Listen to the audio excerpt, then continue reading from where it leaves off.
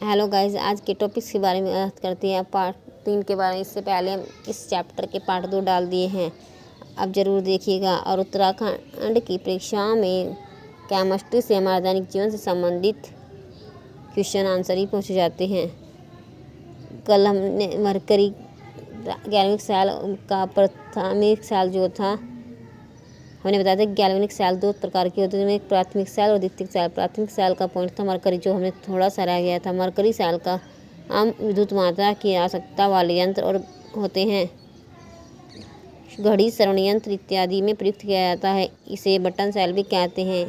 Mercury cell का विभव 1.35 volt होता है।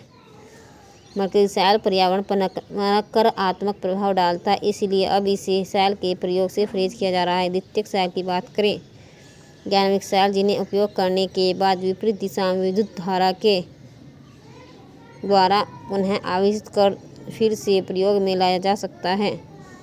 द्वितीयक सेल का संचयक सेल भी कहते हैं। द्वितीयक सेल को संचयक सेल भी कहते हैं। द्वितीयक सेल रिचार्जेबल होता है, जैसे इसे दोबारा रिचार्ज करके दोबारा से उपयोग में लिया जाता है, इसलिए इसे रिचार्जेबल सेल कहते हैं। इनमें विद्युत ऊर्जा को रासायनिक ऊर्जा में भंडारित हो जाती है। द्वितीय सेल के उदाहरण सीसा संचालक बैटरी, निकिल कैडमियम बैटरी, क्षारीय संचायक सेल। सीसा संचायक बैटरी में इस बैटरी का उपयोग सामान्यतः वाहनों एवं इन्वर्टर में प्रयोग किया जाता है। सीसा संचायक बैटरी के आवेशित होने पर सल्फ्यूरिक एसिड की खपत होती है। निकिल कैडमियम बैटरी यह भी रिचार्जेबल बैटरी होती है। इसका एक बार इस्तेमाल करके हम फिर से दोबारा से रिचार्ज करके इसका इस्तेमाल कर सकते हैं।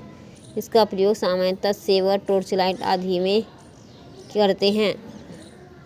ईंधन सेल वह गैल्वेनिक सेल है जिसमें ईंधन के दहन या ऑक्सीकरण की रासायनिक ऊर्जा को सीधे विद्युत ऊर्जा में परिवर्तित किया जाता है, ईंधन सेल कहलाता है।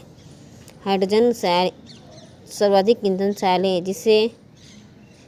जिसमें हाइड्रोजन और ऑक्सीजन के संयोग से जल प्राप्त होता है। हाइड्रोजन ईंधन सेल प्रदूषण मुक्त होता है। हाइड्रोजन को भविष्य का ईंधन कहा जाता है। अपोलो अंतरिक्ष कार्यक्रम में हाइड्रोजन सेल द्वारा ही विद्युत के साथ साथ अंतरिक्ष यात्री हेतु पेयजल प्राप्त किया जाता है। अपोलो अंतरिक्ष कार्यक्रम के साथ हाइड्रोजन सेल के द्वारा विद्युत के साथ साथ अंतरिक्ष यात्रियों ने इससे पेयजल प्राप्त किया था। गाइस, चैनल पर उत्तराखंड के आगामी परीक्षा से संबंधित प्रैक्टिस सेट कराए जा रहे हैं, आप ज़रूर देखिएगा और अपने